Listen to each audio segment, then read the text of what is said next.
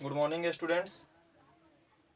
बहुत सारे स्टूडेंट्स का ये आया कि टेंथ का सर सिलेबस एक बार बता दिया जाए तो बेहतर होता। तो आज हम लोग इस यूट्यूब वीडियो में क्लास टेंथ के बायोलॉजी के होल सिलेबस के बारे में बात करेंगे। तो हम लोग देखते हैं कि आखिर टेंथ में बायोलॉजी में कौन कौन सा सब्जेक्ट, कौन कौन सा चैप्टर हम लोग को स्टडी करना है।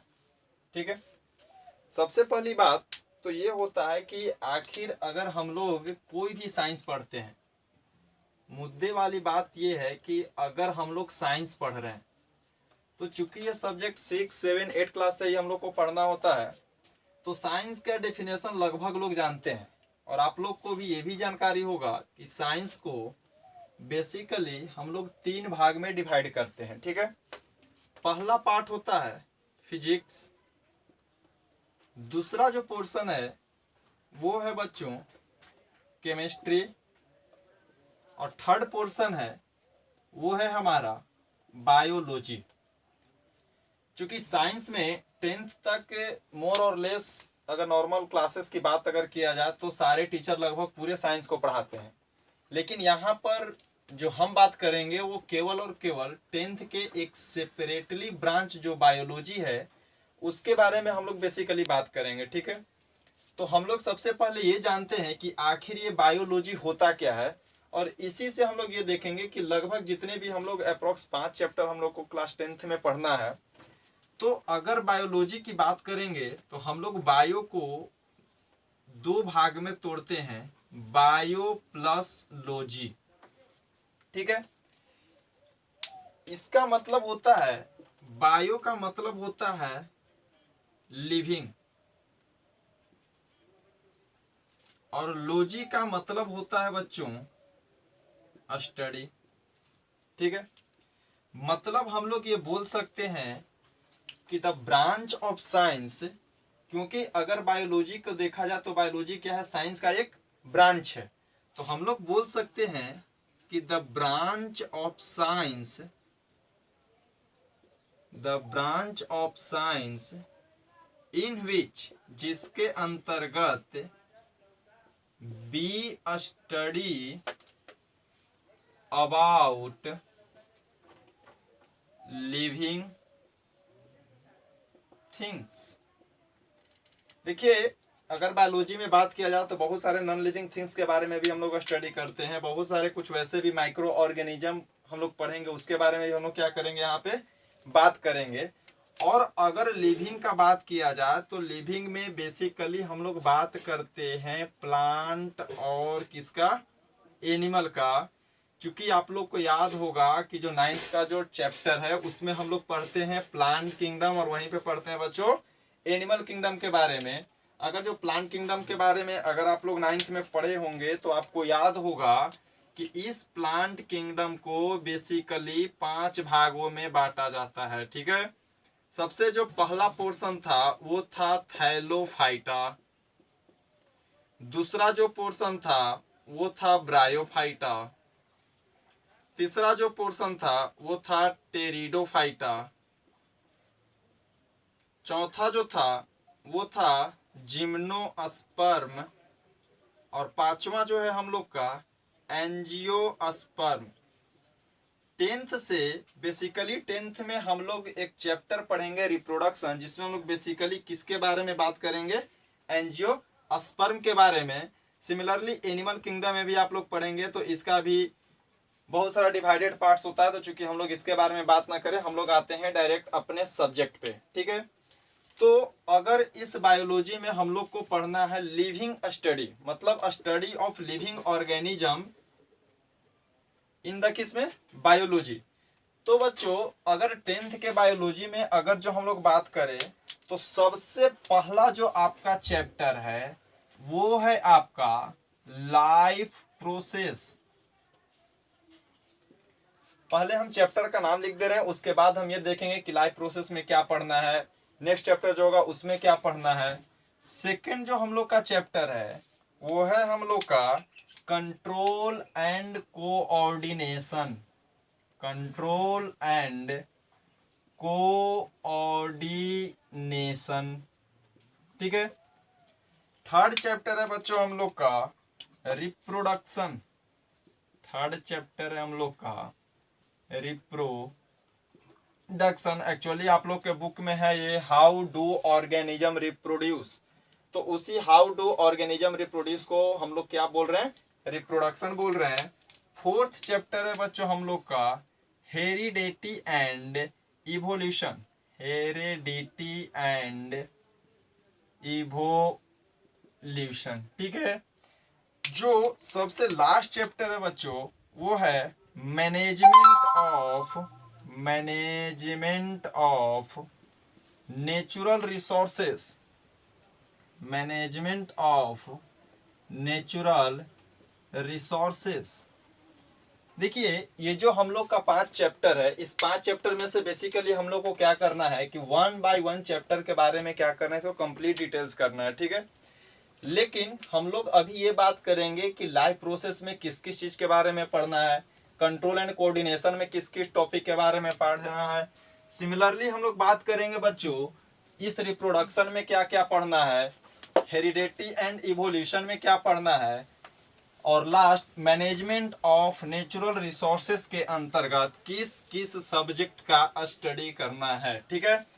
तो सबसे पहले हम लोग शुरू करते हैं पहला चैप्टर जिसका नाम है लाइफ प्रोसेस, ठीक है।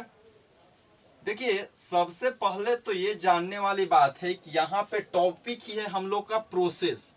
और प्रोसेस कहने का मतलब सिंपली बात ये होता है कि 1 बाय 1 मतलब कहना है कि पहले कोई एक काम होगा उसके बाद नेक्स्ट काम होगा। जैसे सपोज करो कि अगर हम लोग अपने पर डे अगर लाइफ के बारे में बात करें तो हम लोग का जो लाइफ है एक प्रोसेस के आधार पे है। जैसे अगर देखा जाए तो सबसे पहले क्या होगा, खाना बनेगा, उसके बाद हम लोग खाने को क्या करेंगे, खाएंगे।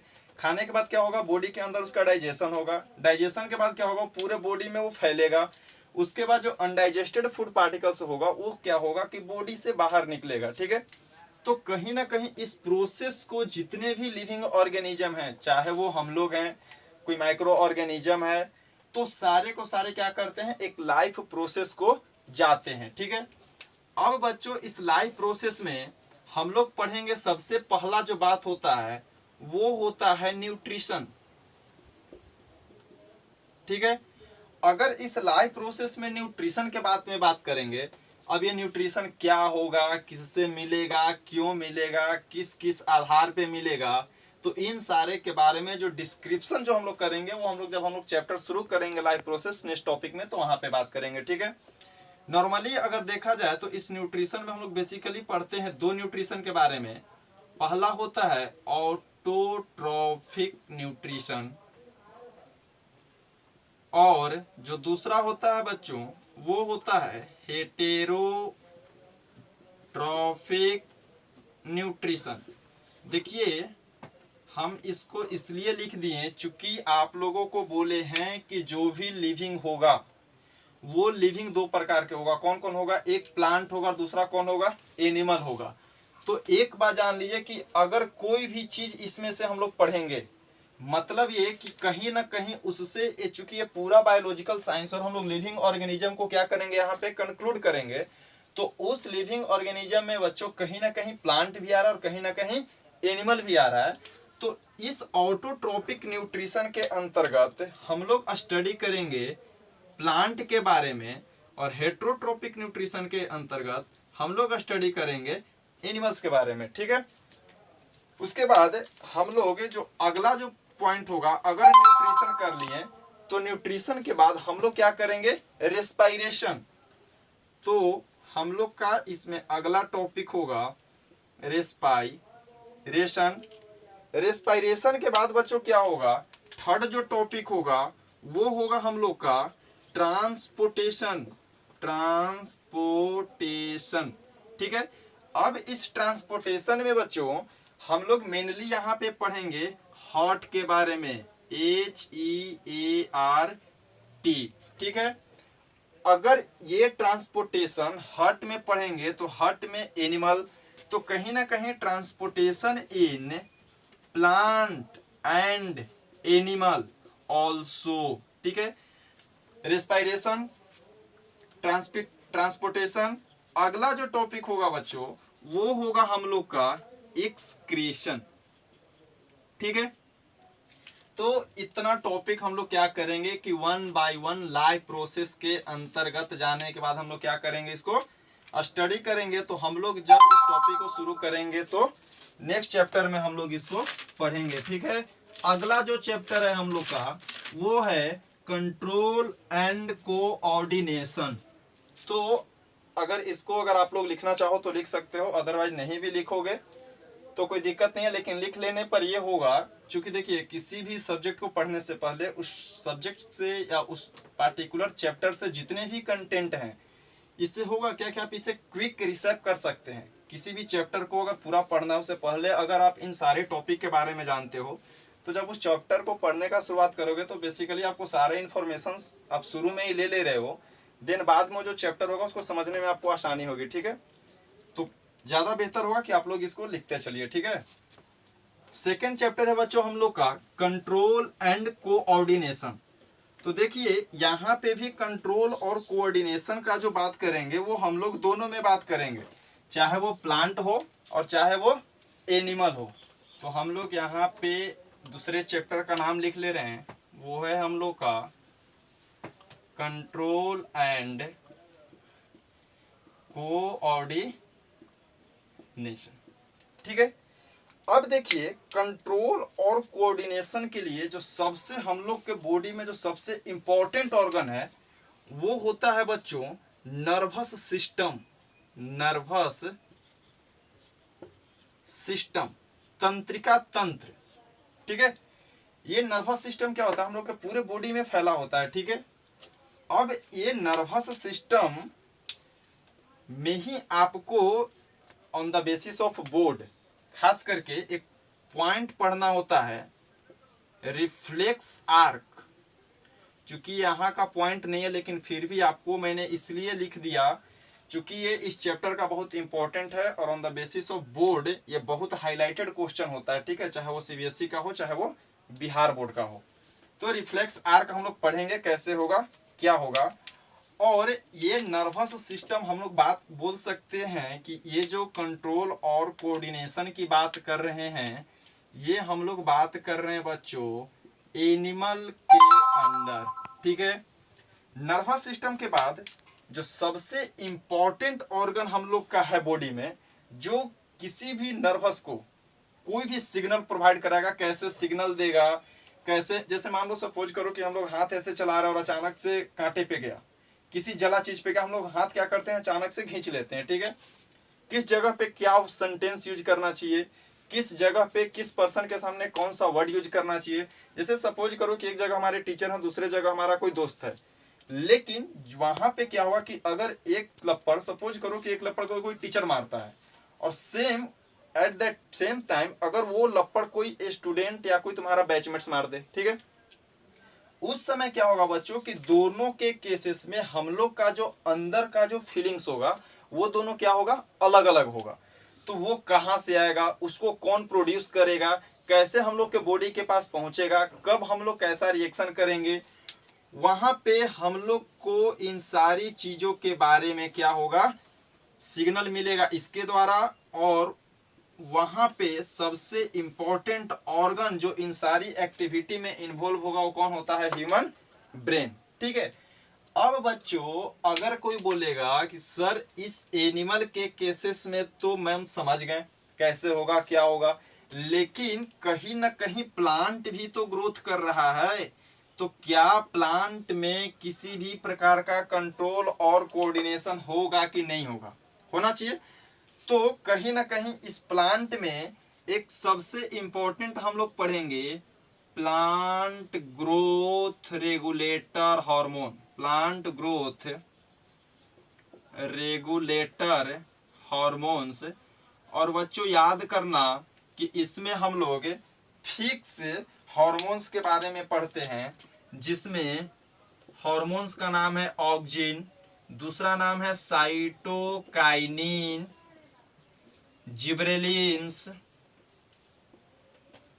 एबिसिसिक एसिड, ABA, इसको हम लोग क्या बोलते हैं एबिसिसिक एसिड, अब यहाँ पर हमने इनका नाम लिख दिया, लेकिन कौन क्या काम करेगा प्लांट में, किससे क्या होगा, इन सारी चीजों के बारे में हम लोग क्या करेंगे जब चैप्टर में पढ़ेंगे तब।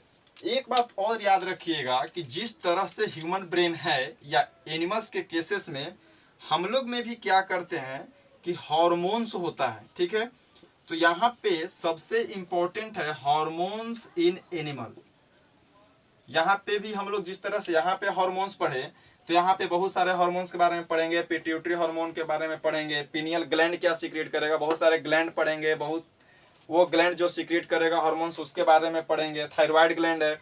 तो इन सारी चीजों के बारे में हम लोग क्या करेंगे जब कंट्रोल एंड कोऑर्डिनेशन में आएंगे तो 1 बाय 1 क्या करेंगे, इसको स्टडी करेंगे, ठीक है। नेक्स्ट चैप्टर है बच्चों हम लोग का क्या, रिप्रोडक्शन। तो हम लोग अगला चैप्टर के बारे में बात करेंगे, वो चैप्टर क्या है हमारा, रिप्रोडक्शन। तो देखिए रिप्रोडक्शन का सिंपल कंसेप्ट यही याद रखना है, क्योंकि हम लोग ये 7-8 क्लास से ही इसको पढ़ते आ रहे हैं और लगभग लोगों को इसका डेफिनेशन तो मोर और लेस कहिए तो सबको याद है। देखिए रिप्रोडक्शन का मतलब ये होता है कि हम लोग अपने स्पीसीज को क्या करेंगे, मेंटेन करेंगे, ठीक है। जैसे सपोज हम लोग एग्जांपल लेते हैं अपने ऊपर, तो हम लोग का जो स्पीसीज है, आपको याद होगा कि ह्यूमन का साइंटिफिक नेम होता है होमो सैपियंस, ठीक है। तो हम लोग का जो स्पीसीज है वो स्पीसीज क्या है बच्चों, सैपियंस है, ठीक है। तो हम लोग क्या करते हैं, हम लोग ये चाहते हैं कि हम लोग का जेनरेशन क्या रहे, मेंटेन रहे। इसीलिए रिप्रोडक्शन का मेन मकसद जो होता है, जो व्यू है, वो है टू मेंटेन क्या, स्पीसीज। कब तक, फ्रॉम जेनरेशन टू जेनरेशन। तो हम लोग बोल सकते हैं to maintain species from 1 generation to another generation, ठीक है। अब बच्चों हम लोग शुरू से पढ़ते आ रहे हैं कि अगर रिप्रोडक्शन होगा तो सोचिए रिप्रोडक्शन लिविंग ऑर्गेनिज्म में होगा, और लिविंग ऑर्गेनिज्म एनिमल भी होंगे और प्लांट भी होंगे, ठीक है। तो अब यहाँ पर बात आती है कि ये जो रिप्रोडक्शन है, रिप्रोडक्शन बेसिकली कितने टाइप्स के होते हैं, 2 टाइप्स के, ठीक है। एक होता है बच्चों असेक्सुअल रिप्रोडक्शन और दूसरा होता है हम लोग का सेक्सुअल रिप्रोडक्शन, ठीक है। अब हम लोग इसको किस बेसिस पर बांटे हैं, क्यों बांटे हैं, कैसे काम करेगा, कैसे रिप्रोडक्शन में पार्टिसिपेट करेगा, ये सारी चीजें हम लोग क्या करेंगे बाद में पढ़ेंगे, ठीक है। अब सोचिए कि अगर रिप्रोडक्शन का 2 पार्ट है, असेक्सुअल रिप्रोडक्शन और सेक्सुअल रिप्रोडक्शन, और हम लोग जो भी लिविंग ऑर्गेनिज्म का बात कर रहे हैं, तो लिविंग ऑर्गेनिज्म में प्लांट भी आएंगे और एनिमल भी आएंगे। तो जब रिप्रोडक्शन असेक्सुअल होगा तो असेक्सुअल रिप्रोडक्शन तो प्लांट के केसेस में भी होगा और एनिमल के केसेस में भी होगा। सिमिलरली सेक्सुअल रिप्रोडक्शन भी प्लांट के केसेस में होगा और एनिमल के केसेस में होगा। तो हम लोग असेक्सुअल रिप्रोडक्शन के बारे में in plant and in animals दोनों में स्टडी करेंगे, ठीक है, in plants and in animals. Similarly बच्चों सेक्सुअल रिप्रोडक्शन के बारे में भी हम लोग प्लांट्स में भी पढ़ेंगे और किस में पढ़ेंगे, एनिमल्स में भी पढ़ेंगे, ठीक है। अब देखिए असेक्सुअल रिप्रोडक्शन इन प्लांट्स में अगर हम लोग बात करते हैं तो इसी असेक्सुअल रिप्रोडक्शन को प्लांट के केसेस में एक अनदर नेम से जाना जाता है, that is known as vegetative propagation.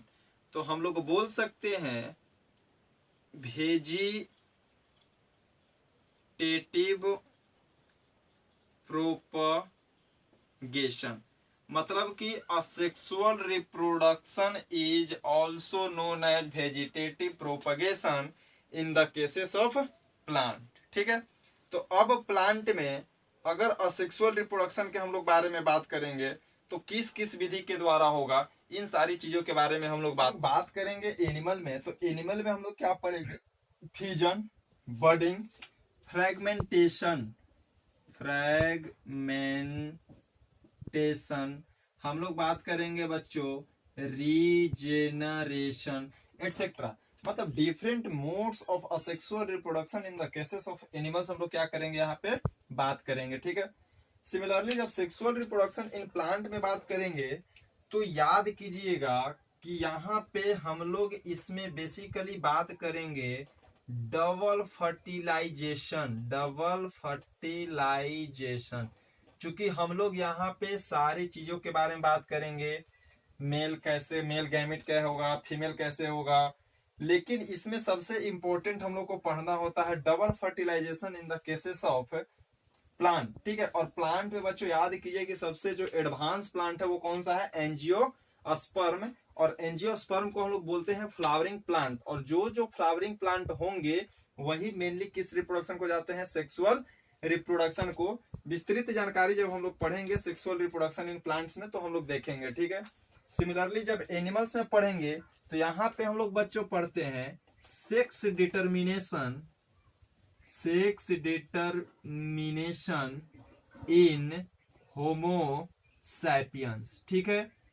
तो ये सारे टॉपिक हो गए किसमें, रिप्रोडक्शन के अंतर्गत हम लोग को पढ़ना है, ठीक है। नेक्स्ट जो हम लोग का है बच्चों वो है हम लोग का हेरिडिटी एंड इवोल्यूशन, ठीक है। अब देखिए जो हेरिडिटी एंड इवोल्यूशन है मेनली इसको हम लोग बोल सकते हैं that chapter is considered in genetics, ठीक है बच्चों। और शायद जहां तक मुझे पता है कि ये जो जेनेटिक्स है 10th का सबसे नया चैप्टर है, ठीक है। जो हम लोग का नेक्स्ट चैप्टर है वो है जेनेटिक्स। और अभी तक हम लोग जितना भी चैप्टर के बारे में बात किए मोर और लेस हम लोग कहीं 7 में, कहीं 8 में, कोई 9th में पढ़ा हुआ है, लेकिन ये जो जेनेटिक्स है ये बिल्कुल क्या है हम लोग के लिए न्यू है। तो सबसे पहले बच्चों ये जो जेनेटिक्स में जो चैप्टर का नाम है वो है chapter heredity, heredity and evolution, ठीक है। Heredity and evolution. अब जो ये हेरिडिटी एंड इवोल्यूशन है इसमें हम लोग बात करते हैं बच्चों मेनली मेंडेलियन जेनेटिक्स का, मेंडेलियन जेनेटिक्स, ठीक है। अब मेंडेलियन जेनेटिक्स क्या है, और इसमें जो मेंडेलियन जेनेटिक्स में है इसका जो सबसे इंपॉर्टेंट है वो यहाँ पे 2 क्रॉस हम लोग पढ़ेंगे, मोनोहाइब्रिड क्रॉस और सेकेंड है बच्चों डाई हाइब्रिड क्रॉस, ठीक है। मोनोहाइब्रिड क्रॉस और डाई हाइब्रिड क्रॉस। उसके बाद हम लोग यहाँ पे भी बात कर सकते हैं सेक्स डिटर्मिनेशन इन एनिमल्स का, चूंकि जब 10th में पढ़िएगा तो इसी जेनेटिक्स में बात किया है सेक्स डिटर्मिनेशन इन एनिमल्स। लेकिन हम लोग बच्चों याद कीजिए कि ऑलरेडी रिप्रोडक्शन में सेक्स डिटर्मिनेशन हम लोग क्या कर चुके हैं, बात कर चुके हैं। तो यहाँ पे हम लोग उसके बारे में बात नहीं करेंगे। और सबसे लास्ट हम लोग यहाँ पे पढ़ेंगे किसके बारे में, इवोल्यूशन के बारे में, ठीक है, कि हम लोग का इवोल्यूशन कैसे हुआ। तो ये हम लोग का मेनली जेनेटिक्स है। उसके बाद जो सबसे लास्ट चैप्टर है वो हम लोग का क्या है, मैनेजमेंट ऑफ नेचुरल रिसोर्सेस। तो बच्चों याद कीजिए कि जो नेचुरल रिसोर्सेस है इसका कहने का मतलब ये होता है कि नेचर के द्वारा दिया गया रिसोर्स जिसको हम लोग क्या करते हैं, यूज करते हैं। तो जरा सोचिए कि नेचर हम लोग को मेनली 3 चीज देता है, एयर, वाटर और सॉइल, ठीक है।